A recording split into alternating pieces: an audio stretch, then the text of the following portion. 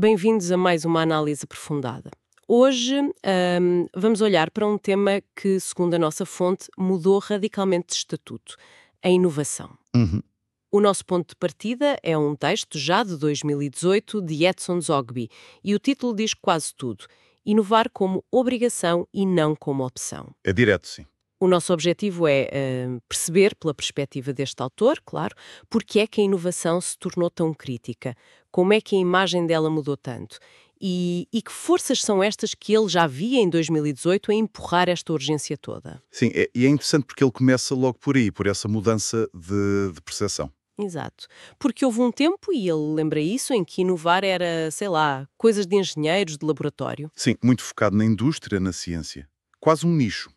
Ou então, pior, ficou associado àquela confusão da crise de 2008, não é? Os tais produtos financeiros inovadores. Pois, essa associação foi muito negativa. Inovação quase que virou uma palavra feia por uns tempos.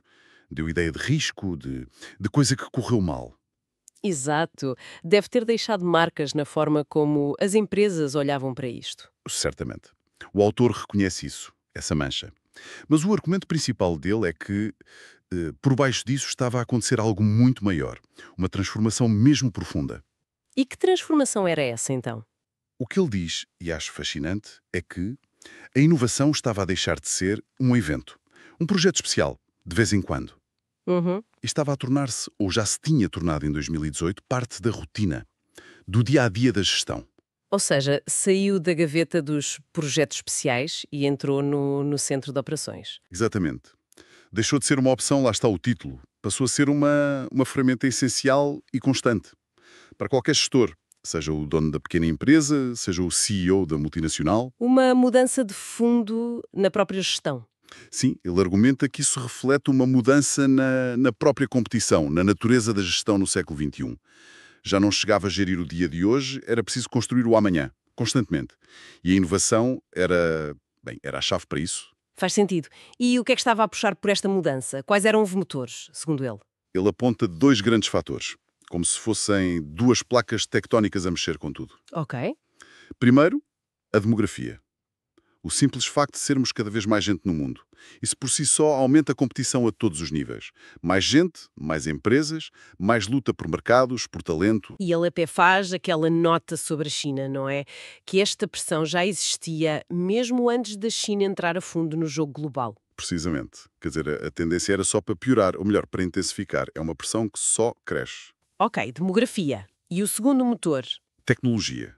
Os avanços tecnológicos. Para ele, a tecnologia estava e está a mudar os hábitos das pessoas de forma radical e muito rápida. E a ligação é direta. Pessoas são consumidores, se os hábitos mudam. Muda tudo para as empresas. A forma como vivemos, comunicamos, compramos, nos divertimos. Tudo isso é consumo, de uma forma ou de outra. E ele tem aquela frase. Sim, lembro-me. Algo como. E não existe mercado, trabalho e dinheiro sem consumo. É básico, mas é a verdade. Se a tecnologia mexe nos hábitos de consumo, abana a economia toda. É um dominó. Uma consequência lógica, de facto. E ele usa o exemplo dos bancos para mostrar isso, certo? Sim. O exemplo dos bancos é muito, muito claro. A tecnologia, as apps, o home banking, os pagamentos digitais tornou muitas funções. E até agências físicas, Menos necessárias. ou mesmo redundantes. Aquelas estruturas enormes, com imensos funcionários. Exatamente.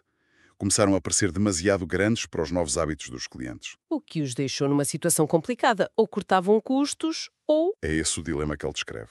É enorme. A opção óbvia, encolher.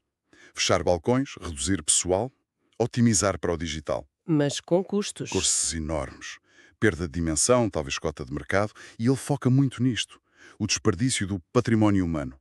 Todo o conhecimento, a experiência daquelas pessoas. Um capital que se perde.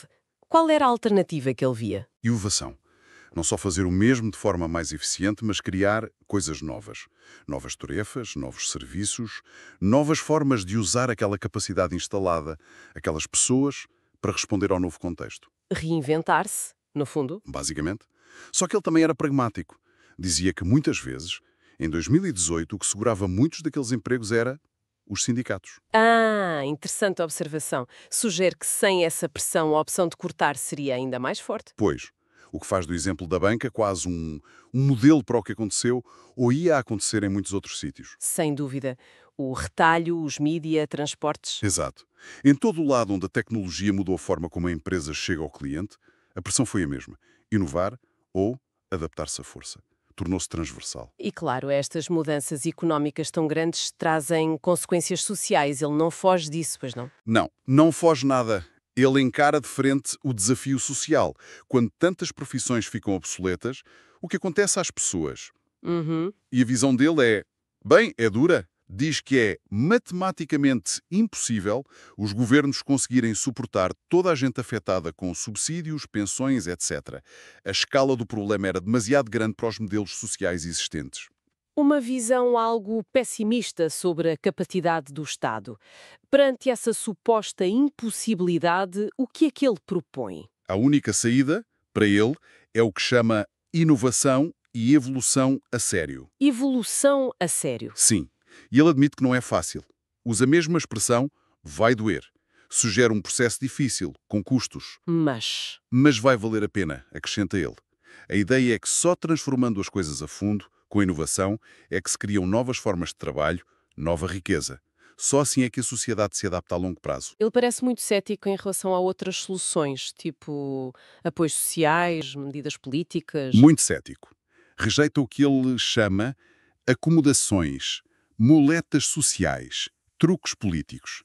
Diz que isso só adia o problema ou que não funciona. E dá exemplos. Alemanha, Paraguai. Dizendo que falham em todo o lado, basicamente. Exato. Que não são soluções de fundo, são remendos. O que nos traz sempre de volta à inovação como a única via, mesmo que seja difícil. É isso.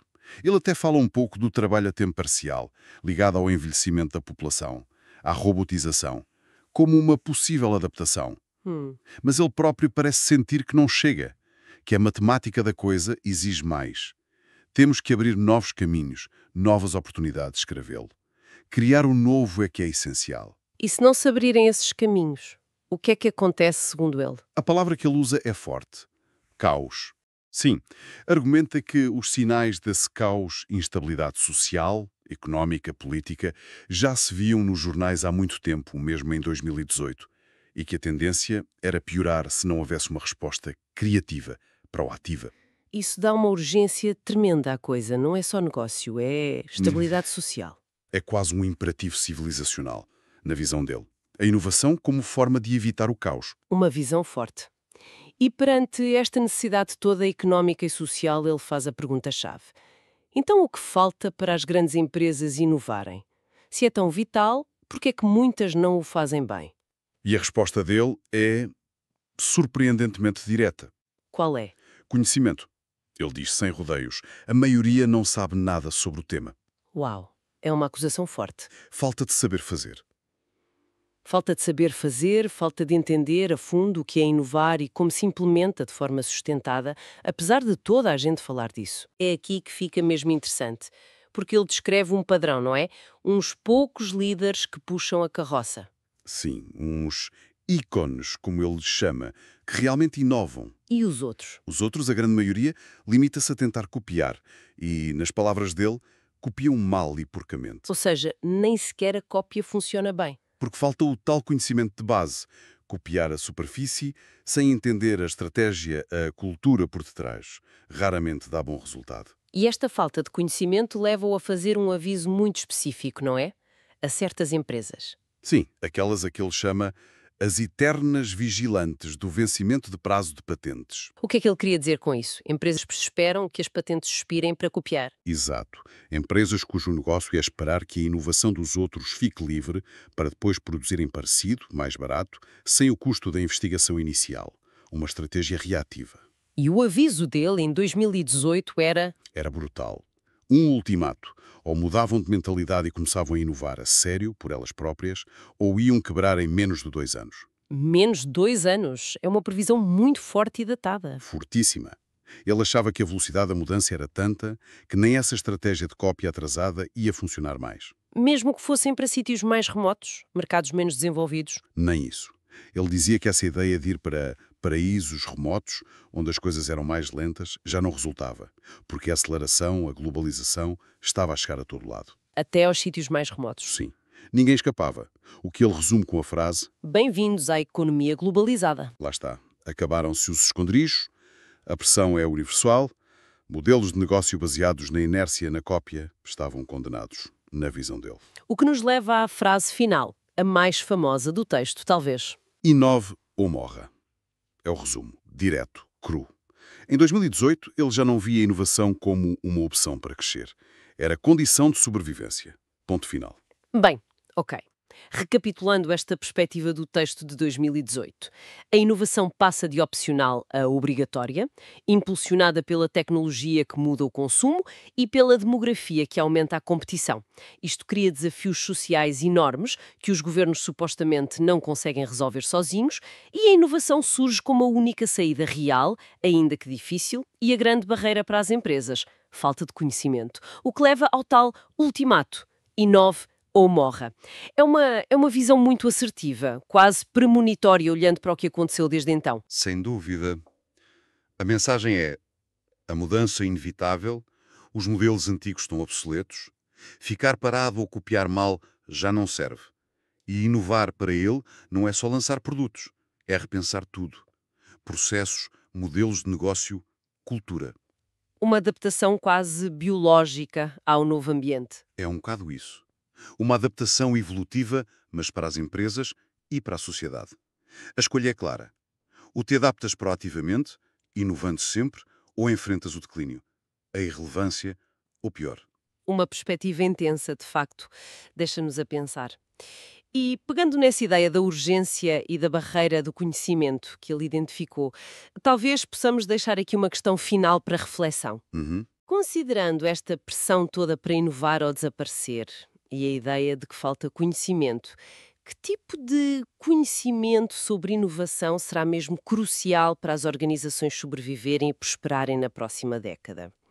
Será mais técnico dominar a IA, a biotecnologia? Será mais cultural criar ambientes que permitam errar, experimentar?